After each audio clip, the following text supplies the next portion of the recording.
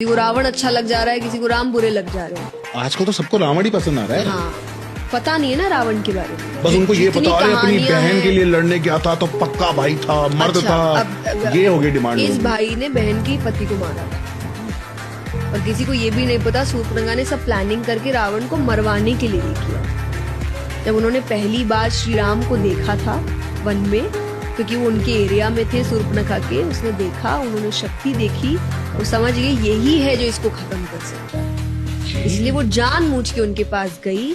फिर वो सारे कथाएं हुई, फिर वो अपने भाई के पास आई, फिर भाई को भड़काया कि उनके साथ जो पत्नी है वो अति सुंदर है, वो तो लंका की महारानी होनी चाहिए।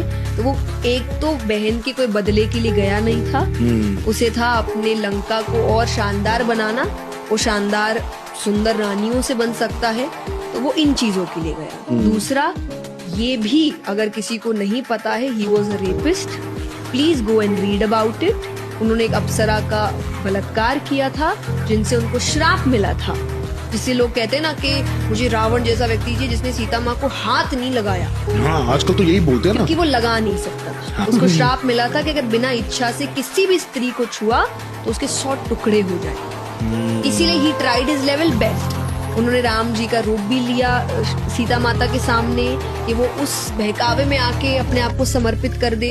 उन्होंने ये भी अफवाह फैलाई कि राम जी तो मर गए हैं युद्ध में, कि अब बेचारी हार के अपने आप को समर्पित कर ले, पर अपनी मर्जी से एक बार समर्पित हो गई तो हो गई मेरी। तो ये बातें लोगों को पता नहीं है, पढ़ते नहीं है, तो उनको गलत चीजें सही लगने लग जाती है और सही चीजें, बट देन भी से कलयुग आ रहा है। एक और बात बोलते हैं लोग कि राम जी तो वन में थे, तो वो जब शूर्पणखा आई थी, वो जो हिरण था, हिरण का क्या करने गए थे? शिकारी तो करने गए? जी नहीं, उन्होंने कहा था मैं अयोध्या लेके जाऊंगी, इतना सुंदर है सीता माता ने। फिर जब वो बहुत देर तक नहीं आया तब राम जी समझ गए थे कि ये हिरण नहीं है, इसीलिए उन्होंने एंड में तीर चलाया, समझने के बाद कि ये हिरण नहीं है।